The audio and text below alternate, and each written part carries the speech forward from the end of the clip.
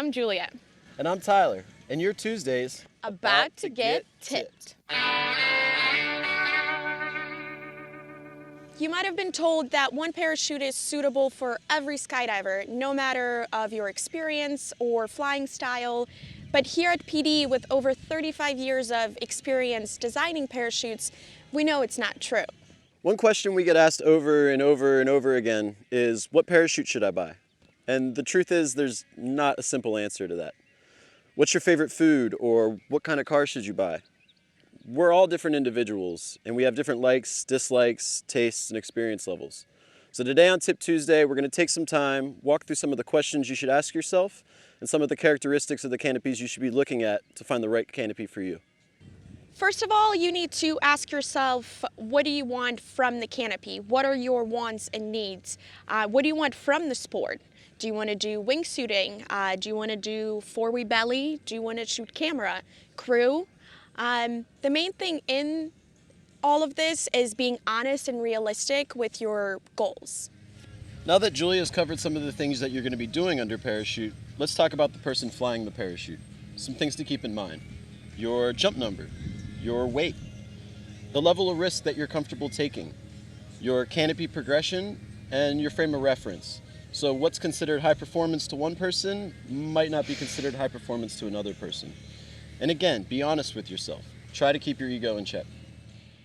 To evaluate a canopy, you will want to look into three areas: openings, flight characteristics, and landing characteristics. For the openings, you do want to concentrate on snatch, snivel, and inflation, hard versus soft, and how much altitude it loses on opening. For flight characteristics, you're going to want to look at things like the recovery arc, the speed range, the trim, the control range. These are all important considerations to look into when you consider the flight characteristics of a canopy.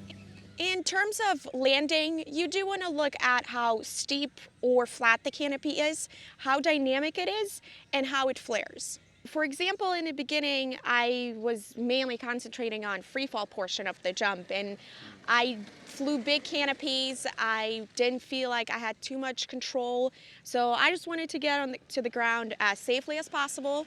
I flew a Pulse, which was very docile, nothing crazy, and with more experience in jumps, I found myself in a Sabre 2. I really do enjoy the Sabre 2, and it kind of hits all the points that I mentioned earlier.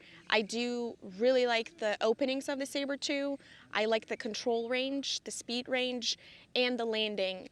And I found through trying a lot of canopies that I really enjoy a dynamic flare with a long toggle input. So when I jumped the Storm, I felt right at home. Now that I got a lot more experience, I moved on to a Sabre 2 because the long recovery arc was great for learning to fly more high-performance wings, such as the Comp Velocity that I now jump. These are just some of the questions you can ask yourself to make sure you get the right parachute for you. To help, we've created a tool called Compare 4, which compares our 4 intermediate canopies: the Storm, Spectre, Sabre 2, and Pulse. We break down everything from speed range, opening, dynamic flare, to wingsuit friendliness, and more.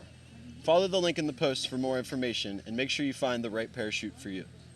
And lastly, remember, fly before you buy. You can check us out on one of our tour stops. You can contact your local dealer, borrow one from a friend, or you can contact us for a discounted demo.